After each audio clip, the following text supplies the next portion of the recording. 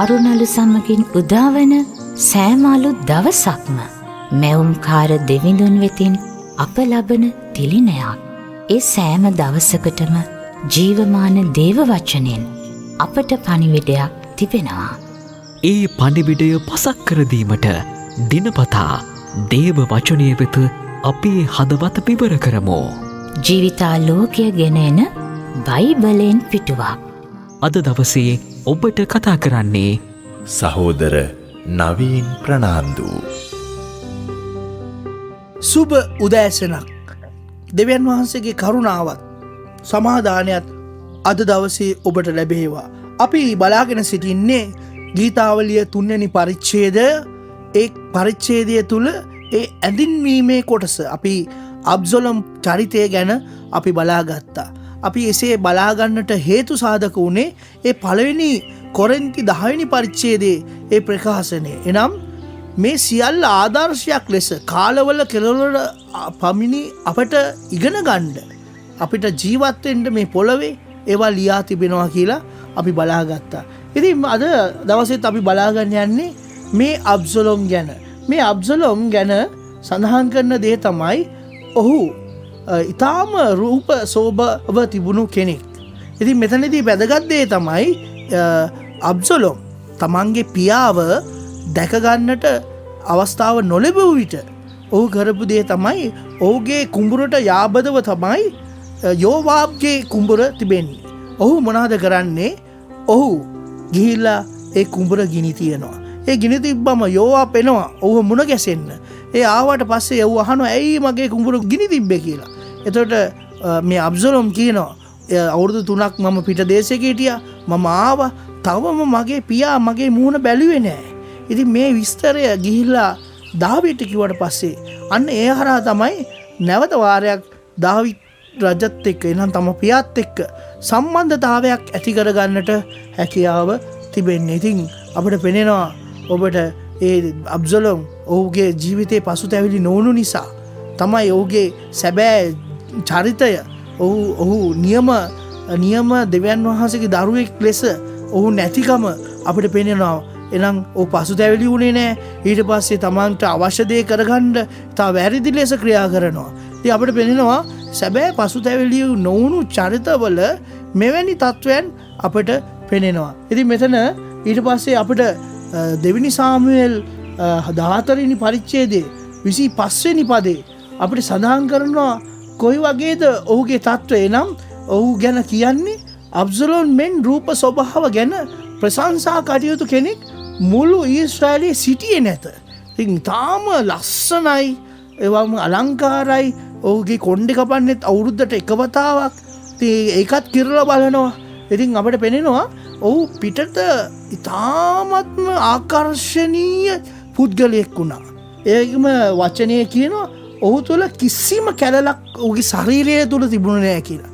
කිසිම කැලලක් ඔහුගේ පිටත ශරීරයේ අලංකාර ශරීරය තුළ තිබුණ නැහැ කියලා. හැබැයි ඔහුගේ ඇතුළත ඊටාම භයානකයි. අපිට පෙනෙනවා ඔහු මිනිමැරුවා, පසුතැවිලි වුණේ නැහැ.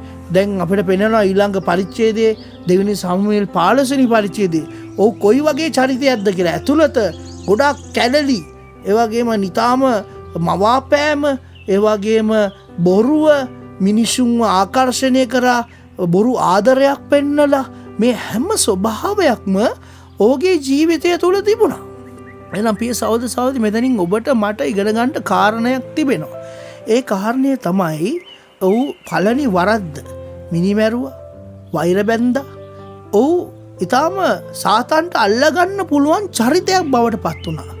ඔබ ඒ පසුතැවිලි නොවි යම් පාපකාරී ජීවිතයක ගත කරනවා නම් සාතන්ට පුළුවන් ඔබව අල්ල ගන්නට. අපි දන්නවා සාමාන්‍යයෙන් කියනවා ඒ කුඩා දරුවෙක් ඉපදුනාට පස්සේ නියමිත බරක් තියෙන්න ඕනේ. අපි දන්නවා අපිට ඒ දරුවා ඉපදුනාට පස්සේ ඒ ගමේ තිබෙන ඒ සායනයෙන් අපිට ලැබෙනවා ඒ දරුවට පොතක්. ඒ පොතෙන් මාසෙන් මාසෙට බර කිරනවා. ඒ බරු සීමාව නිතරම රැකගන්න කියනවා. ඒ වගේම දුර්වල වෙන විට ඒ අවශ්‍ය කරන පෝෂණය දේවල් අපිට ලබා දෙනවා. ඒ වගේම දෙමාපියන් දැනුවත් කරනවා ඒ නියම ප්‍රමාණයට ගෙනියන්න. ඒ මොකද ඒ දරුවා දුර්වල වුණාම ඒ වෙන වෙන රෝග ඇදිහිමේ හැකියාව වැඩි. එහෙනම් දැන් අපිට පෙනෙන දේ තමයි අපිත් එහෙම අපි පෞකාරව දුර්වලව සිටිනකොට මේ වෙන වෙන දේවල් අපිව සාතන්ට අල්ලගන්නට ඉතාම පහසු තත්වයක අපි සිටිනවා. ඒ අබ්සලොන් එහෙමයි. අබ්සලොන් ඔහුගේ ජීවිතේ හැකියාව තිබුණා මේ සාතන්ට අල්ලගන්නට. ඒ මොකද ඔහුට ඒ සෝදිසි කිරීම ඔහුගේ ජීවිතේ ඔහුට ලැබුණම ඔහු ක්‍රියා කරේ ඉතාම නරක ආකාරයට. ඉතින් මෙතන අපිට ඔහුව ඒ ගැන කතා කරනකොට අපිට බයිබලේ එවැනි චරිතයක් ගැන කතාවක් ඇටියට නැති වුණත් බයිබලයේ තිබෙනවා එවැනි සිදුවීමක්. ඒ වගේ ඔහු වගේ අලංකාර කෙනෙක් ගැන බයිබලයේ සඳහන් කරලා තියෙනවා. ඒක සඳහන් කරලා තිබෙනවා යෙසායා 14 වෙනි පරිච්ඡේදයේ 12 සිට 16 දක්වා.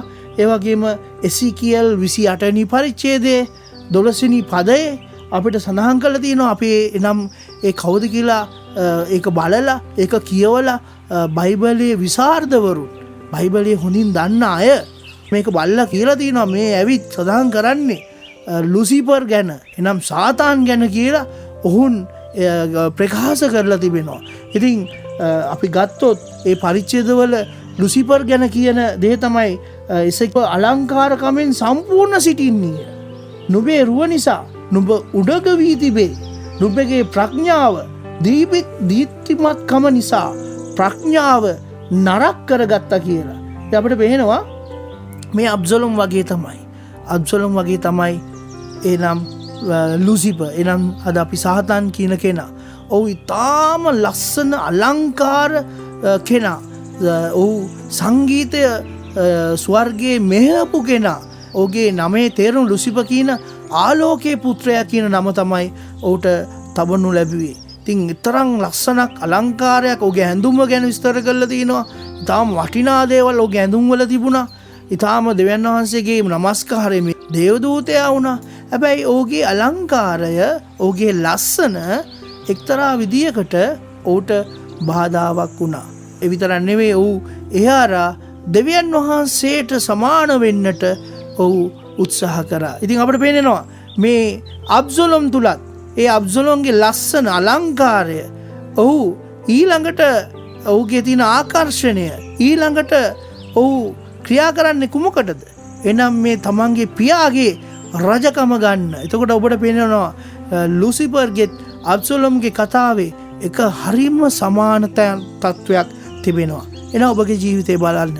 ඔබගේ ජීවිතය හිතලා බලන්න. ඔබගේ ජීවිතේ ඔබ පසුතැවිලි වෙනවා නැත්නම් එක්තරා විදියකට සාතන්ව ක්‍රියා කරන්න හැකියාව ඔබගේ ජීවිතය තුළ තිබෙනවා. ඒ වගේම ඔබගේ හැකියාව ඔබගේ ලස්සන ඔබගේ ධනය ඔබගේ සියලු දේවල් ඒවා කරුණු කොටගෙන අපිට ආඩම්බර වෙන්න හොඳ නෑ. ඒ මොකද ඒක ඇවිත් සාතන් තුළ තිබුණු සිතුවිල්ලයි ආඩම්බරකමයි අලංකාරය ඔහු තිබුණා. ඒ අලංකාරය ඔහුගේ සිත උඩඟු බවට පත් කළා. ඒ විතරක් නෙවෙයි ඔහු ඒ උඩඟු වීමෙන් ඔහු ආඩම්බර වීමෙන් ඔහුට තිබුණු ඒ ස්වර්ගයේ ඒ උසස් ස්ථානය ඒ නමස්කාර කිරීම ඒ සියල්ල නැති වුණා පමණක් නෙවෙයි ඔහුව පහතට එළුවා. ඉතින් දෙවියන් වහන්සේ කැමති ඊටාම යටහත් පහත් මිනිසයන්ට. ඉතින් ඒක දාවිද්ගේ ජීවිතයේ තිබුණා. ඊටාම යටහත් පහත් පුද්ගලෙක්. ඔහු ඊටාම දාවිද් ඊටාමත්ම සෝභමාන පුද්ගලෙක්. ඔහුටත් බොහෝ හැකියාවන් තිබුණා. හැබැයි ඒව හරහා ඔහු උඩඟුකම් උනේ නැහැ. ඊටාම දෙවියන් වහන්සේට යටහත් පහත් පුද්ගලෙක් බවට පත් වුණා. හැබැයි අබ්සලොම් අපිට පෙනෙනවා ඔහු එහෙම නෙවෙයි. ඔහු ක්‍රියා කළේ තමන්ට ඒ තිබුණු අලංකාරය ඔහු මොනවාද කරේ එක්තරා විදියකට මිනිසයන්ව ආකර්ෂණය කරන්නට ක්‍රියා කළා. ඒ එසේ කරන්නට හේතුව ඔහු අවංකව නෙවෙයි. අවංක සිතවිලින් නෙවෙයි. ඉතින් මේ අබ්සලොම්ගෙන් අපිට ඉගෙන ගන්න තිබෙන කතාව ඕකයි. එකෙන් අපිට අපගේ ජීවිත ගැන අපිත් එසේද මේ අබ්සලොම් වගේද ඔහුගේ ජීවිතේ යම් අසාධාරණයක් වුණා. හැබැයි අසාධාරණේ අරා ඔහු හරි ලෙස ක්‍රියා කරේ නැහැ. ඔහු දවසෙන් දවස ඔහු පල්ලෙහාට ගමන් කරා. ඒ මොකද ඔහුගේ පාපය තුල ඔහු ජීවත් වුණා. ඔහු මිනිමැරුවා වෛර වුණා ඊට පස්සේ ඔහු යෝඅබ්ගේ කුඹුරගින් බෑ පසුතැවිලුණු ජීවිතයක ලක්ෂණ ඔහු තුළ තිබුණේ නෑ. ඔහු දවසින් දවස ඔහු පල්ලයට ගියා. ඔහු අවංගව ක්‍රියා කරා නම් දෙවියන් වහන්සේ ඔහුව රජකමට පත් කරන්න තිබුණා. ප්‍රිය සහෝදර සහෝදරිය ඔබගේ ජීවිත තුළ යම් ආකාරයක පාපයත් එක්ක ජීවත් වෙනවා නම් පසුතැවිලි වෙලා දෙවියන් වහන්සේට ඔබගේ හදවත බාර දෙන්න. දෙවියන් වහන්සේ ඔබට ආශිර්වාද කරන සේක්වා.